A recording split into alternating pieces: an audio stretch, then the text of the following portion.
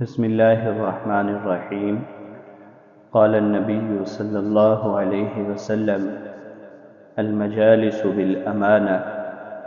حضور اقدس صلی اللہ علیہ وسلم نے ارشاد فرمایا کہ مجلس کی باتیں امانت ہوا کرتی ہیں، اس لیے مجلس کی باتوں کو ظاہر کرنا یہ کسی کے پردے کو اچھالنے کے مترادف ہے۔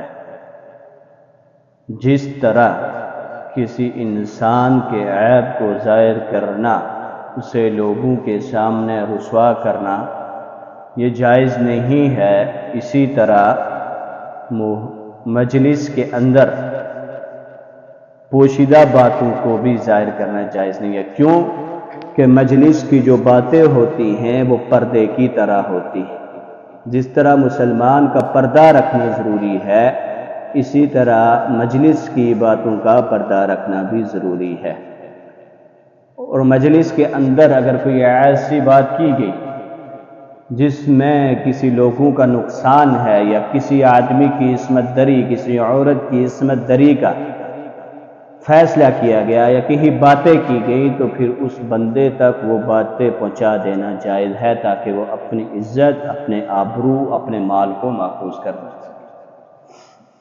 ہمارا معصول کیا ہے؟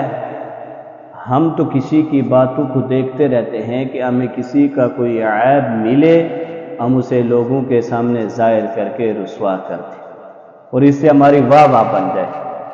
حضور اقدس صلی اللہ علیہ وسلم نے ایک اور جگہ کیا ارشاد فرمایا؟ تو کسی اپنے بھائی کے کسی ایسے کام کی وجہ سے نہ ہنس جس سے اسے شرمندگی ہوتی ہے، یا تو اس کی شرمندگی کی وجہ سے اس پر نہ ہنس، ہو سکتا ہے اللہ تعالیٰ اسے اس مصیبت سے نجات دے دے اور تمہیں اس مصیبت میں مبتلا کر دے۔ تو کوشش کیجئے زندگی حضور کے طریقوں پر گزاریے۔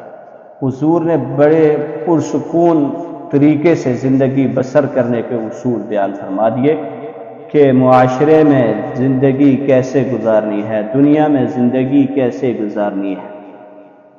حضور نے یہ سب چیزیں کر کے دکھائی۔ تو کوشش کیجئے حضور اقدس صلی اللہ علیہ وسلم کی حدیث مبارکہ پر عمل کرنے کی۔ دعا ہے کہ اللہ رب العزت ہمیں ان باتوں پر عمل کرنے کی توفیق عطا فرمائے۔ وما علینا الا البلاغ المبین۔